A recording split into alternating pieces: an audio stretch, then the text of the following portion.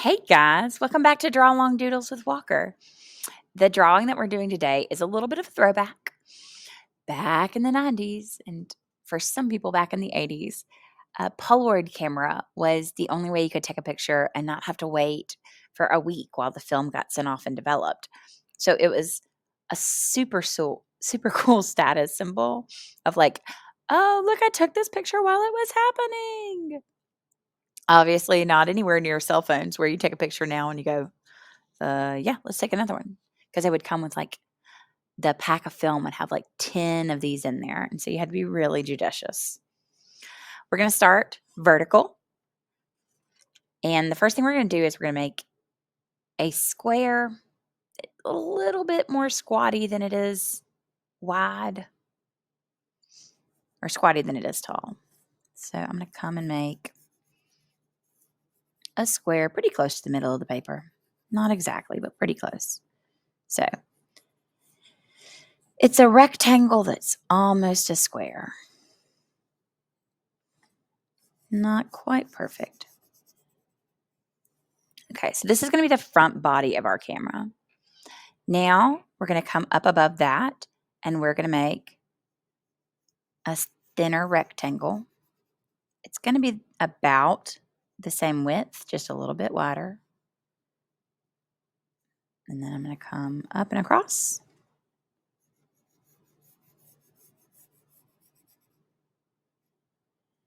Excellent. So here's what I've got right now. This part always popped up. So what we want to do is come and make the parts that connect it. So making that arm and making that arm. I think this one got a little too curved. Got a little big for his britches there. Okay, so now I've got that part. I'm going to come up and put the details here. So the light that tells me it's on the flash.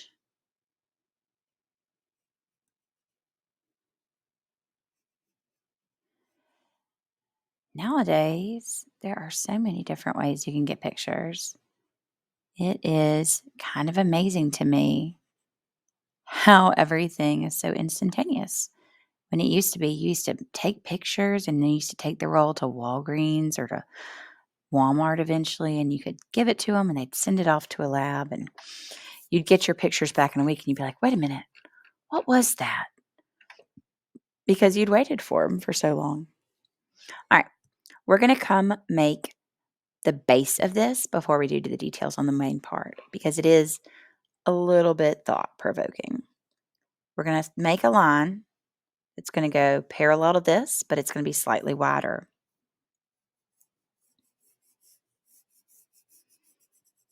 All right, I've made it a little bit longer than it has to be, but being slightly wider is going to be helpful for me. Now, I'm going to come and I'm going to make my rectangle.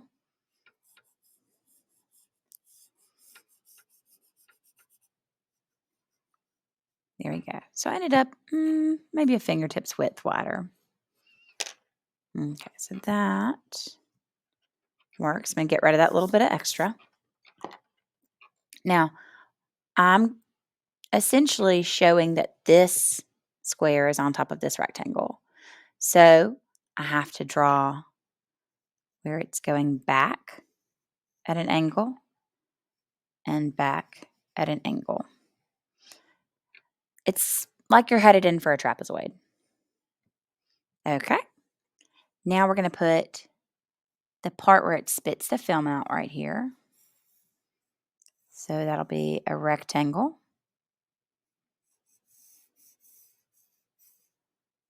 And in the very center is where it used to come out through the film. So like this would be where it's ejecting from.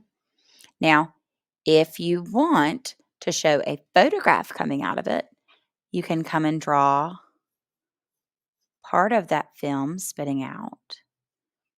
That's a total choice, but it's a great way to add something to your picture. Since we're drawing it in the process, we're not going to draw the full shape of the Polaroid. We just need like 2/3, 3/4 of it. We'll come and make our thin sides. And then we'll come, and the bottom was always a little bit thicker. I don't know if that's where all the magic was or what. All right, so there it is.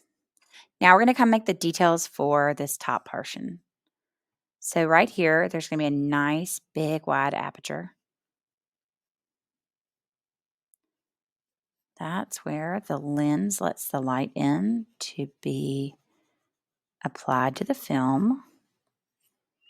And then we're going to make a ring inside that. All right. Now we're going to come over here and we're going to show the viewfinder.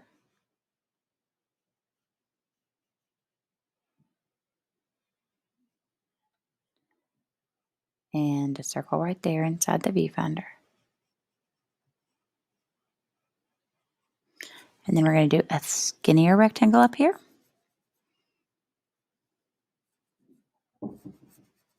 And a slightly wider rectangle down here. And we're also going to give it a little inside edge, a little rim. Okay. Now, if you want to get really retro with it, really old Polaroid cameras used to have this stripe that went down the whole body of the Polaroid.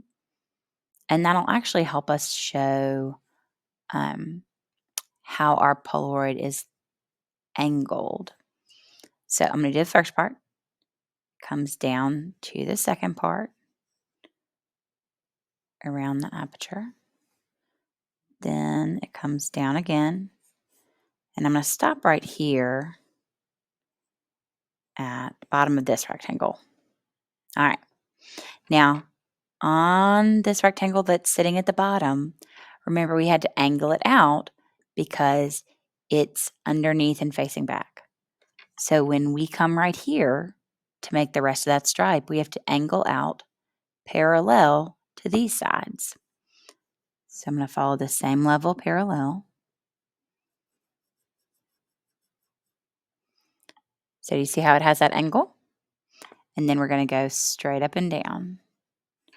Straight up and down. So it looks like it's coming over that edge.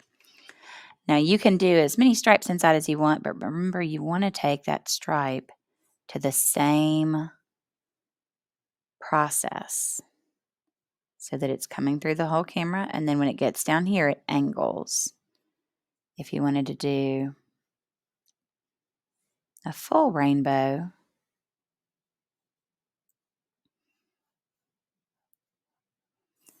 then we would come right there.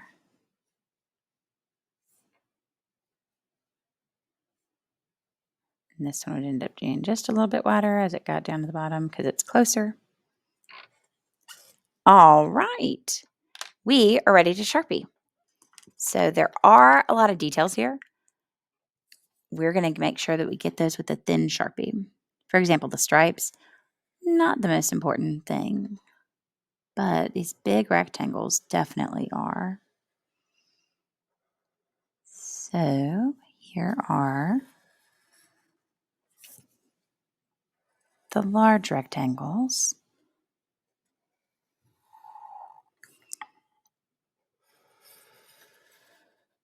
And I'm curving the ends of my rectangles ever so slightly. That's up to you. You can make yours a sharp edge if you want, or you can make it more curved.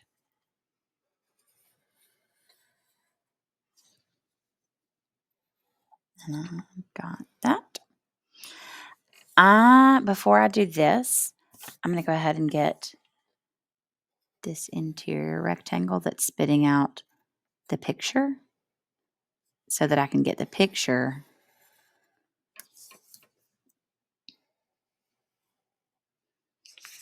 and let that come against it.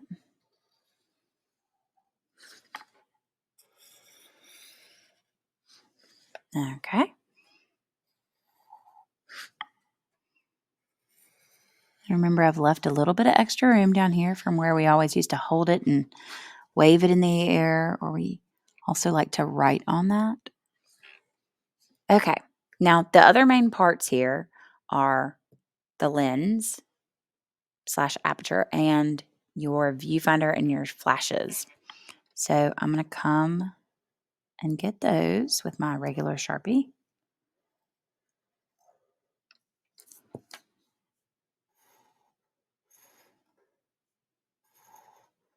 The inside layer of that one's not as important.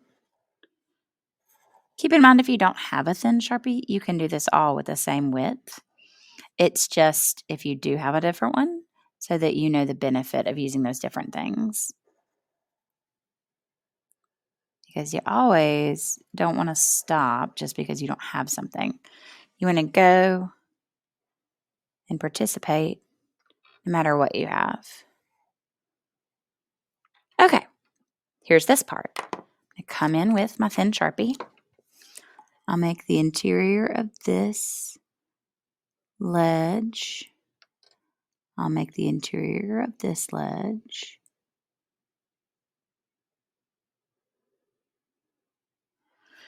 And I'll make the interior of this one. Okay, now from here, I'm going to go down and get these stripes.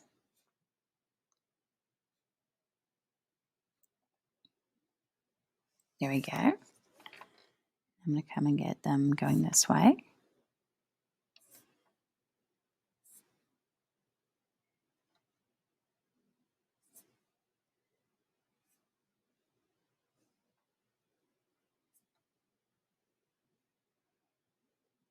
Okay. Now, I'm going to make sure I'm paying attention to the angled ones. This one's going to get a little bit wider as it goes down because it's getting closer. And so we're able to see more. And the other issue is we also need that even split from left to right on the lean. And since we have an even number, it just needs to get a little bit wider as a line. And if that makes you a little uncomfortable, how it feels very separated down there, then you can come and thicken up that line in the middle ever so slightly. Or you could do a different number of dividing lines. You might have 7 or 8. An odd number would solve that problem. Okay, and of course we can put whatever we want down here. We can put like, oh, it's a picture of 3 bears having tea, or it's a picture of, me and my best friend. So, erase, get yourself some colors, and go for it. Great to see you guys. We'll see you again later.